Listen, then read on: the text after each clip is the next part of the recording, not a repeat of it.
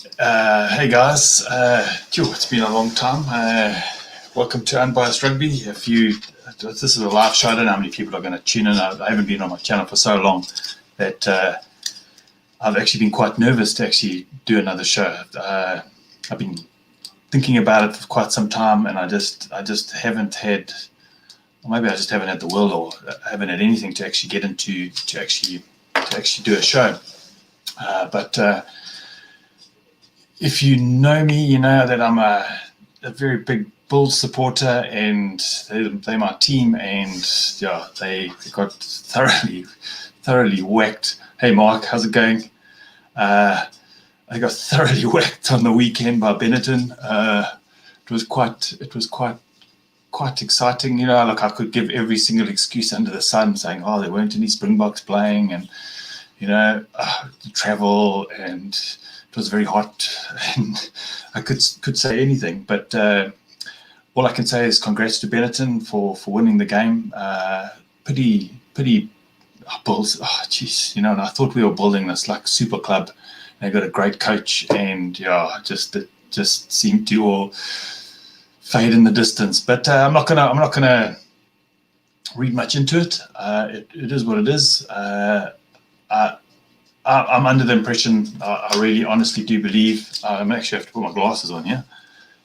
Hey, Levin just said, it has been quite some time. I'm under the impression that it's going to take a while for the South African sides to get used to playing European rugby. I really do. I think it's going to be at least 2-3 seasons, maybe even 4 seasons to really get into it. Not that I do think that the style of game and play is going to be pretty much really up in our wheelhouse, but I still think it's going to take some time. We really are used to playing some running open rugby with the All Black, or with the New Zealand teams. I must admit, the New Zealand sides are still doing seriously well. They are just a cut above the rest. But we can discuss that another time. Hey, Brennan, how's it going, man? It's my brother-in-law, Brennan. I must have just tuned in to have a quick squiz.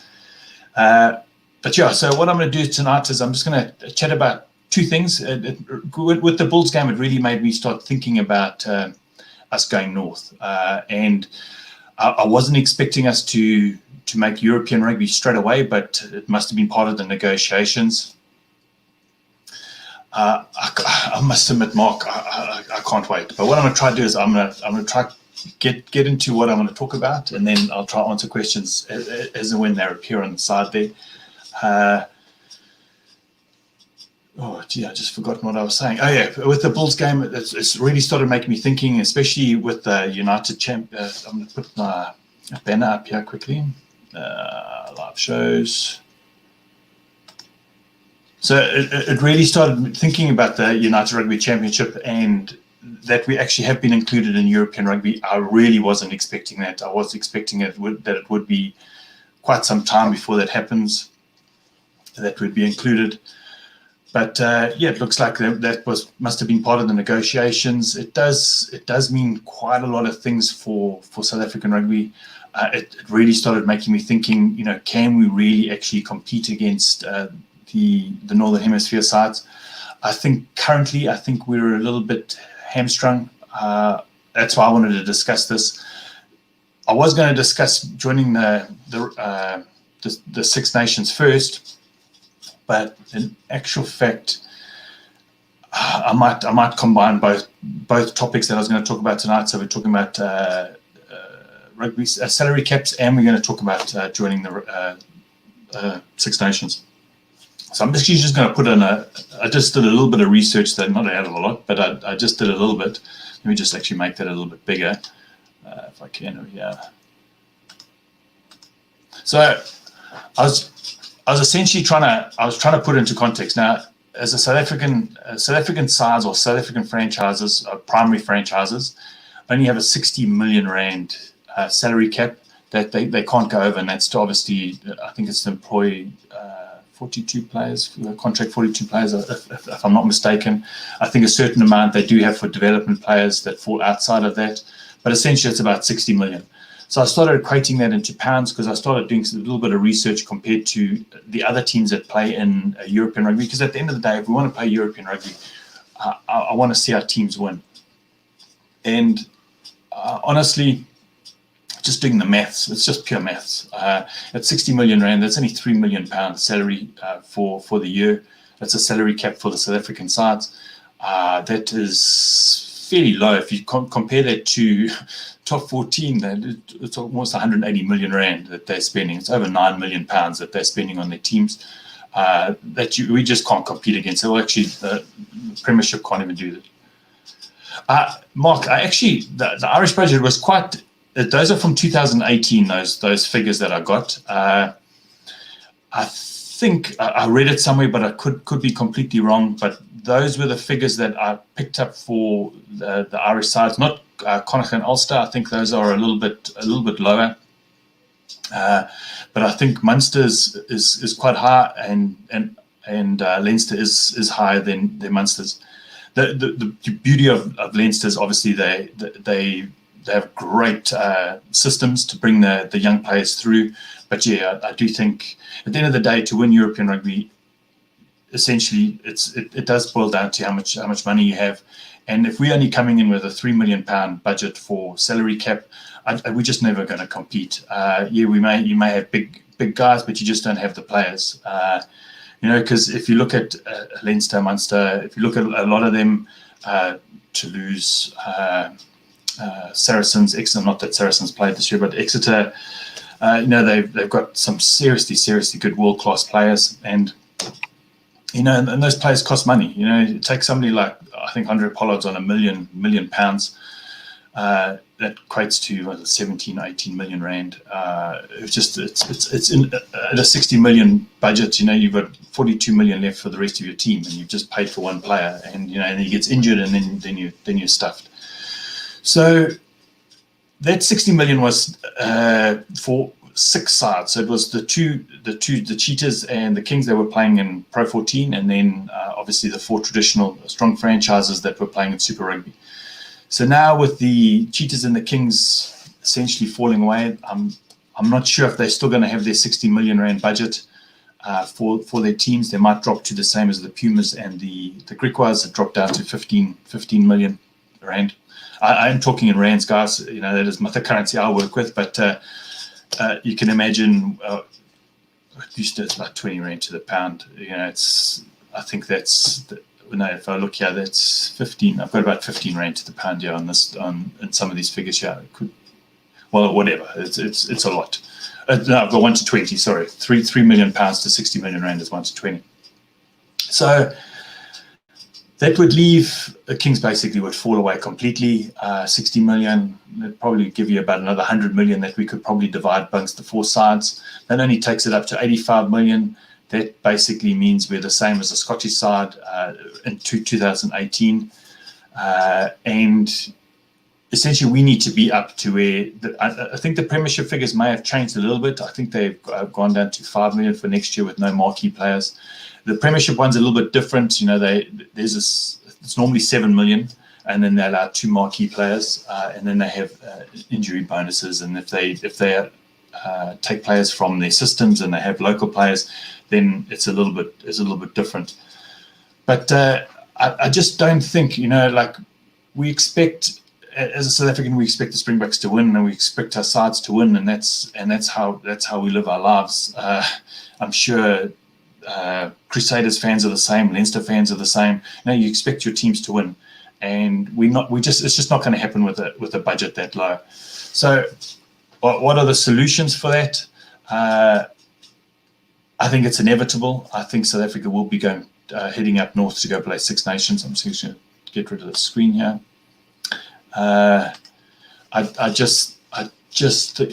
IFU control all iron budgets, which is approximately 22 million euros divided by the club's islands. Rough figures, but yes, Leinster would get the most. I agree with their marks. Sorry, I was reading that.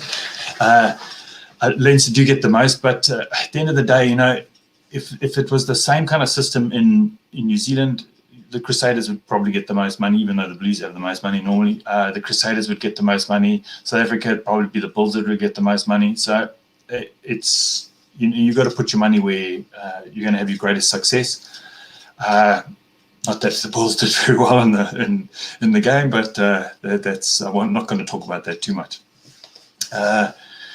So I think the writing's on the wall. I do think South Africa are going to go up north to go play international rugby. I think these Six Nations, there's just more money there that come back to South Africa. Now there's a lot of issues in South Africa. I think there's women's rugby. We're really trying to pump a lot of money into that. Obviously have sevens. We're obviously trying to grow the game. In South Africa, I think there's probably about 20 traditional schools, feeder schools for the Springboks and South African rugby. We're talking Grace College, Affies, I know most of the Durban schools, but so there's a few schools that Paul Boys, Paul Gymnasium. So there's quite a few schools that are the feeder schools for. Yeah, I agree with you, Junaid.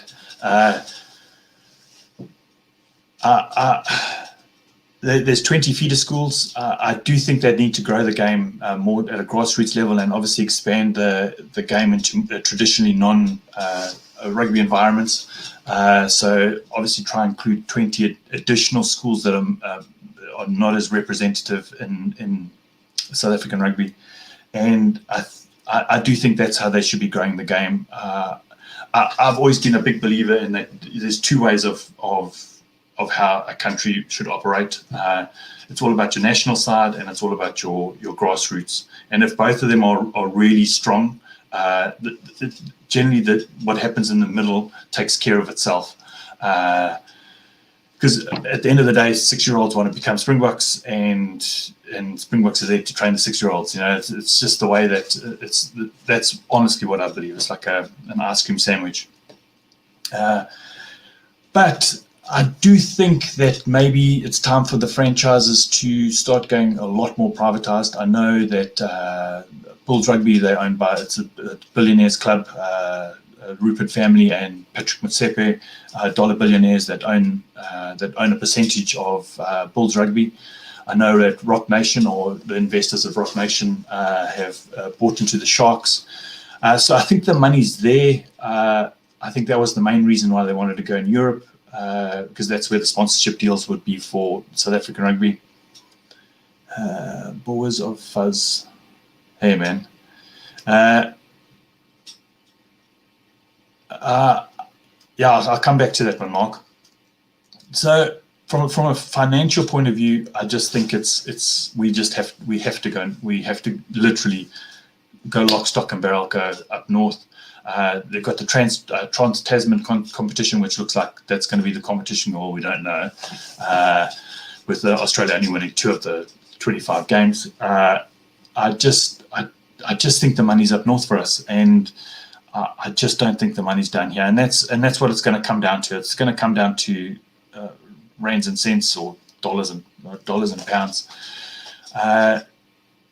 because we need to increase our cap from 60 million, not just to 90 million. We need to get into the hundreds of millions for our franchises.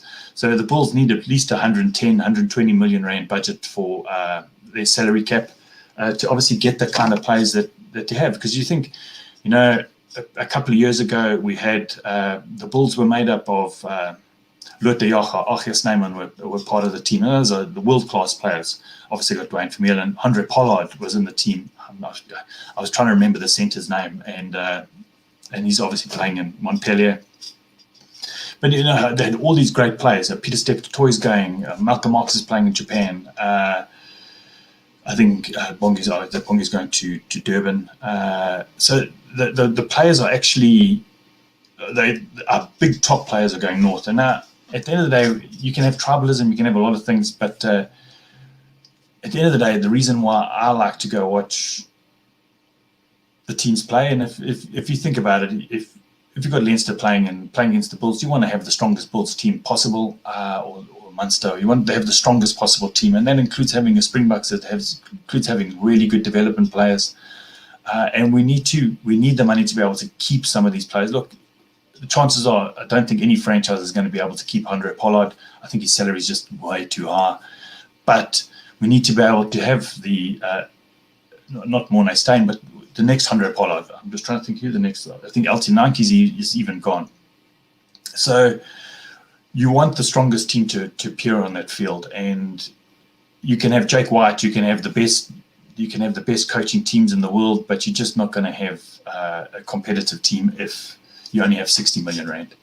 I agree with that. I think Boers of fuzz. I do think I've always enjoyed Northern Hemisphere rugby. I've always been a really big fan of Super Rugby. I've loved it since forever, and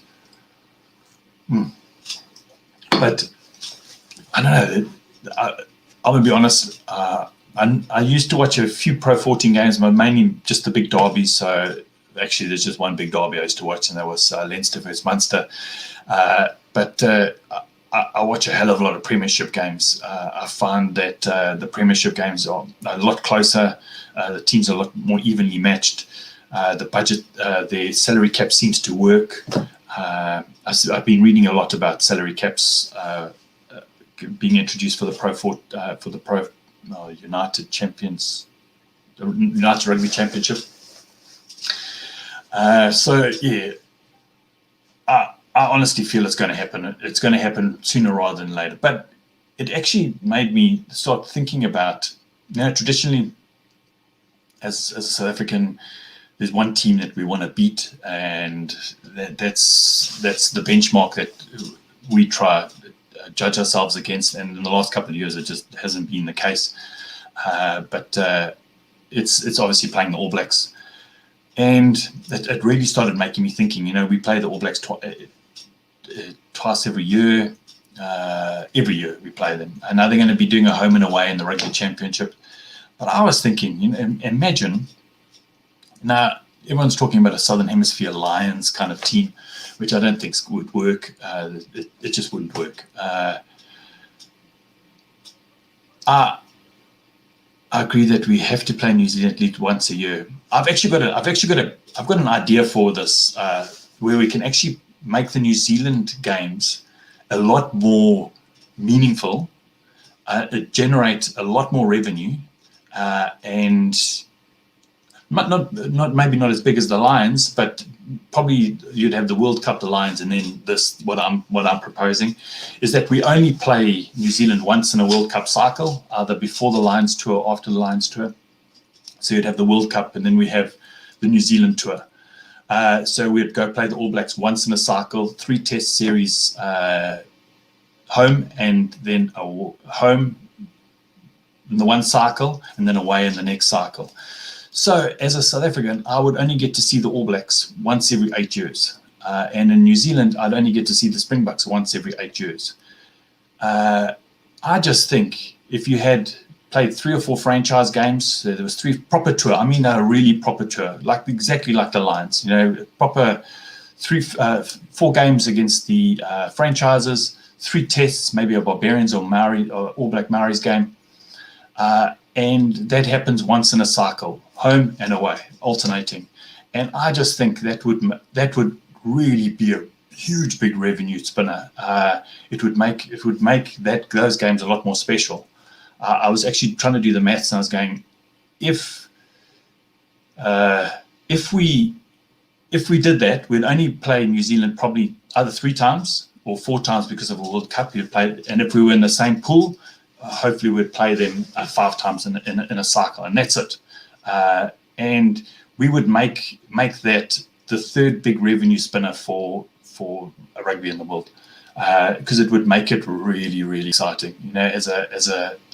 As a player, as a Springbok, it only happens every 4 years, and you'd only play in front of your home crowd every 8 years. So it could never happen for some players, and I think that could make a really big revenue spinner for it. And yes, it's be quite sad, but the Rugby Championship would fall away.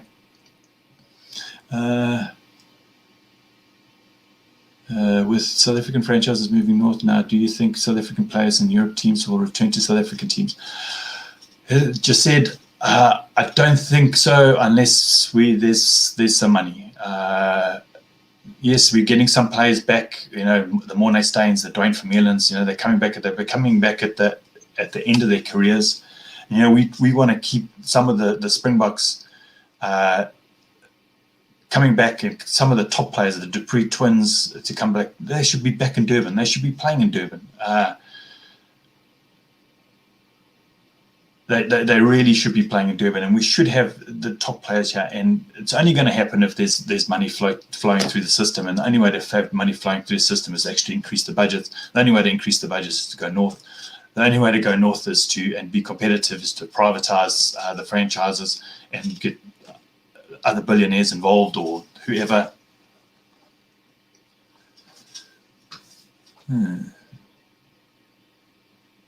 What do you mean by that?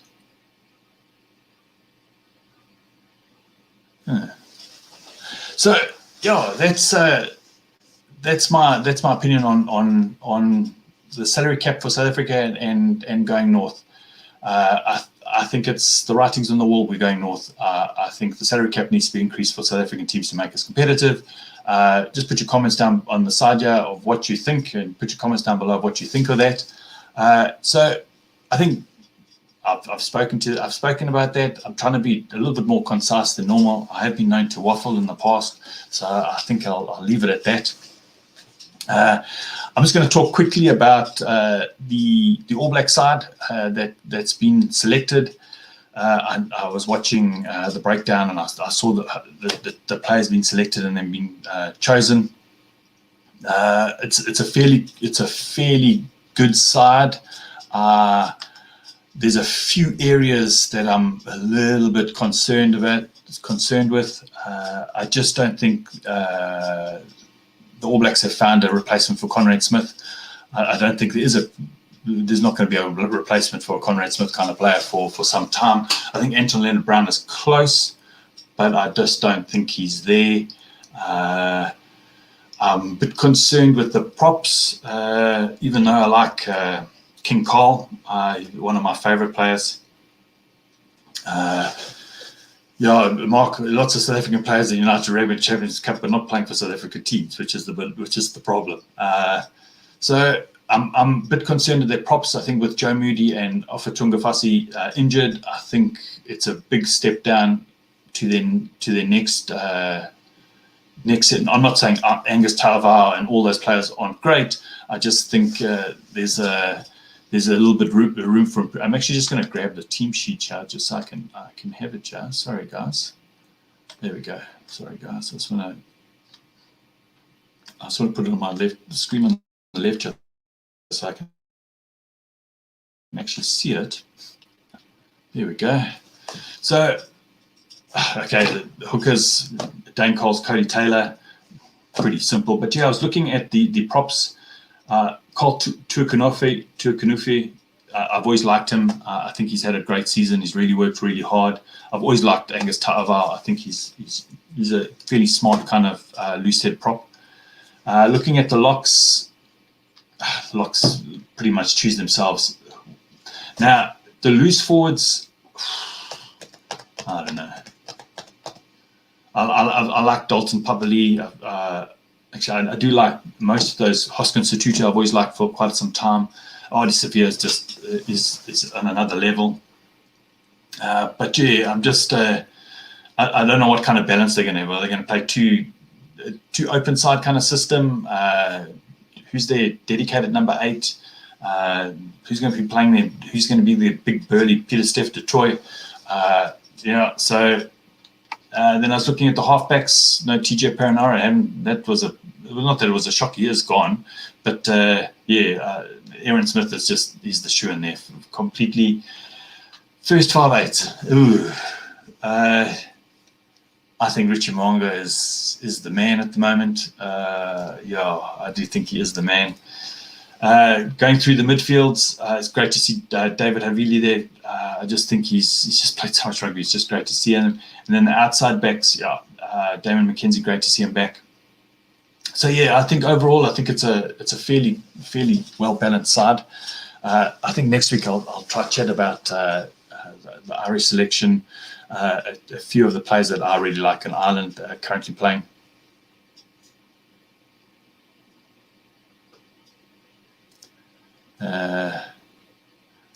but should you not be drawing the Navy and Goldon? Not sure about that. But Joe Lyons, good to see you. Good to actually be back and chat to everyone again. So yeah, that's the All Black side. I just don't think they got some heavy I think Tonga and Fiji aren't going to give them much of a. Well, geez, imagine Fiji win a game, that would just be like the end of the world. I just think I'm not 100% sure how they're gonna really prepare with that kind of side. I think they're going to probably be experimenting and not really selecting their final team. And I don't know. We'll see. Who do you think I'm going to come back to that one. Who do you think will win between the South Africa and British and Irish sides? I've actually been quite scared to answer that question because some people might not like it. But yeah, what the hell? I'll come back to that one. But yeah, overall, let's see how Foster does. I'm not 100% sure. I'm not 100% sure about Ian Foster just yet. I understand why he's there for continuity, but yeah, we'll see. We've still got to see.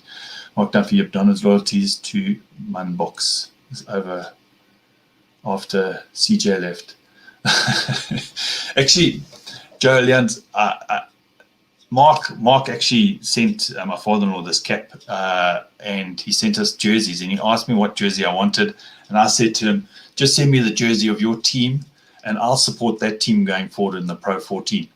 And but there's a problem, Mark. There is a serious problem. Now we have the Bulls and Leinster in the same competition. I don't know what to do. I just can't. Jeez, I don't know what to say, Mark. I'm actually going back on my. I'm actually going to go back on my word, and I'm sorry to say, after the Bulls, I support Leinster.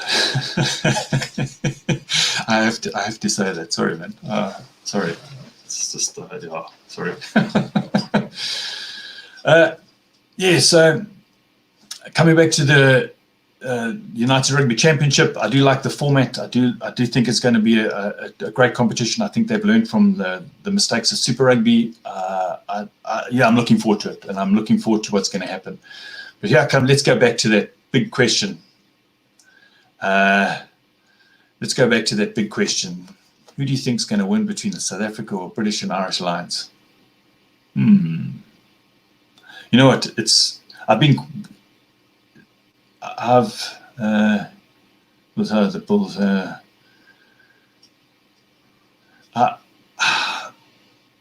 British and Irish Lions. Now, I've been reading a lot of pundits, and I've been getting quite pissed off about it. You know, they've been talking about Alan Wynne-Jones in a really disrespectful kind of way, and it's not that good. They're not. A lot of the South African pundits have been quite scathing against the Lions, and I think that's quite disgusting. I think they've played international rugby. I think they're super well coached. Warren Gatton is an exceptional world-class coach. I do think they're going to come up with something that's going to, just looking at the loose trios that they've chosen, it's a lot more mobile. I don't think they're rubbish, Mark. I just think I look at the loose trios they've chosen. I look at the kind of centres they've chosen, Aki and Bondi Aki and I can't remember the other one. So obviously looking for somebody to get over the gain line. I don't know if Aki is in the same league as Dalende at international level. I don't think he is. I'm not too worried about the wings. I'm not too worried about backline. I do. Tad Furlong, I think is probably, and on form, when he's in form, I'd probably say he's the best tight head in the world. But going up, I think Kitsoff is probably one of the best loose heads in the world. So I think there might be some parity there. I agree with you there, Mark. It'll be 2-1. who's the loose head for the Lions? Who's the main loose head? Because they'd be going against Frans Malherbe. And Frans Malherbe's, look, when he came back from COVID, I must admit, I always say it looked like he'd spent a weekend at McDonald's and just ate everything. But yeah, I do rate him as a prop, as a scrummager. I think he's a really good scrummager. I do think we've still got Bongi, he's got Malcolm Marx. I think from the locking department, if Luit is back fit, him and Eben are exceptional. I'm not sure about Achia Snyman if he's back yet from injury. I know he's back from injury, but I don't know if he's going to be fit. I know Peter Steph du Toit's back, and he's been playing super well for Western Province or for the Stormers. Dwayne Vermeulen, that's a big loss. I think that's probably one of, if Dwayne Vermeulen's not playing, I think the South African side is in a little bit of trouble. But yeah, Joe, he's coming back to Munster. That's what I read, I think. I did read that somewhere, that he's coming back to Munster. But yeah, I think Dwayne Vermeulen's a big loss for the Springboks. I just don't think there's anyone on either side. I mean on the British and Irish Lions and the Springbok side that are on the same league as Dwayne Vermeulen. He's tough, he's smart, he's good under the high ball, he's an extra line-out option. I do think he's a big loss.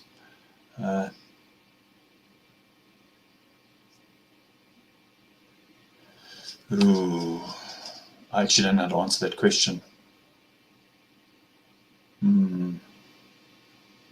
I don't know how to answer that question. I'll have to think about that for a bit.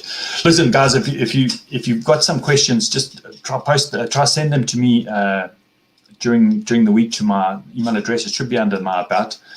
I will try share it in the video down below. But if you've got questions during the week, just send it through, because I'm going to be back here next week, Wednesday.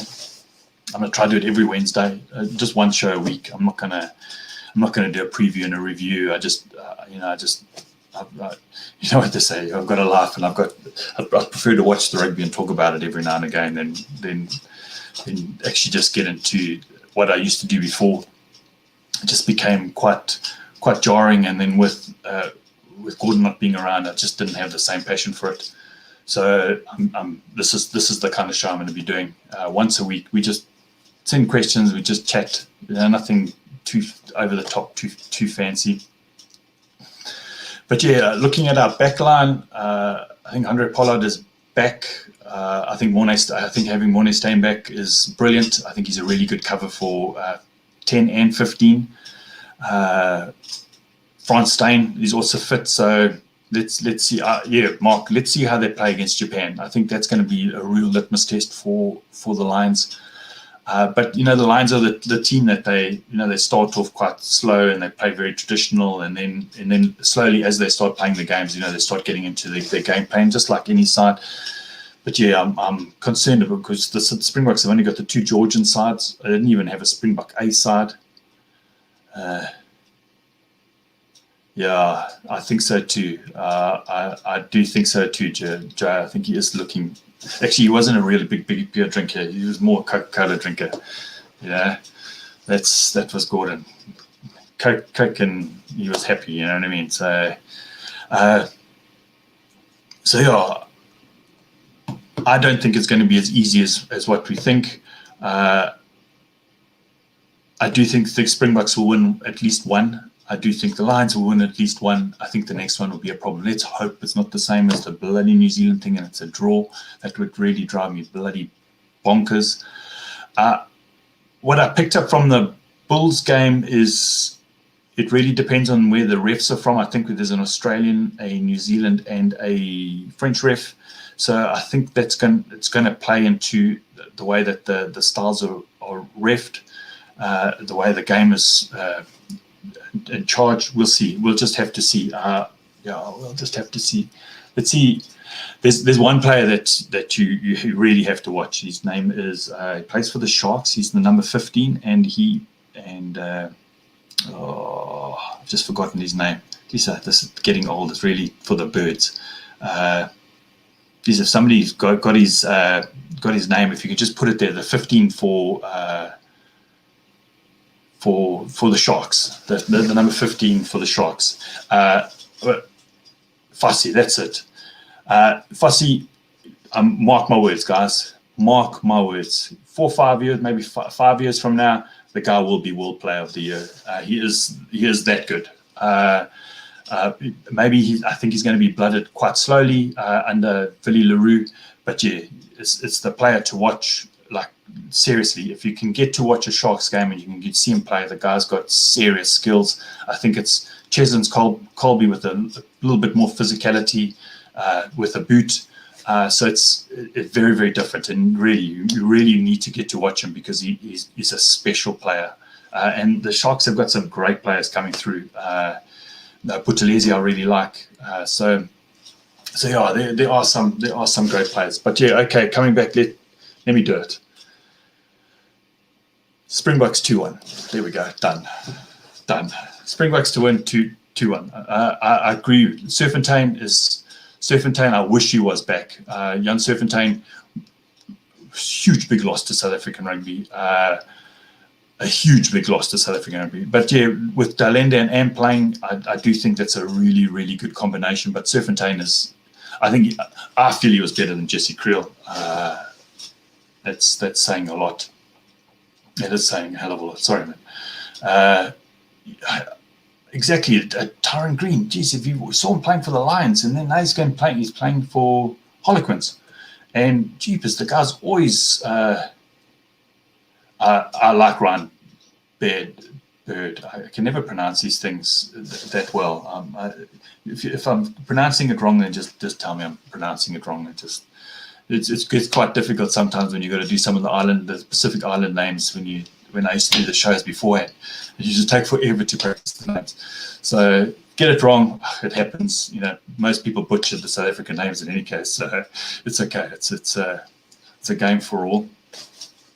So yeah, I don't want to take anyone's time. So yeah, predictions are 2-1 to the Springboks. I think maybe next week we can chat about the teams, and I'll do some more research, and we can maybe look at player for player, maybe look at the tight five, because I think it's going to come down to a tight five kind of tussle.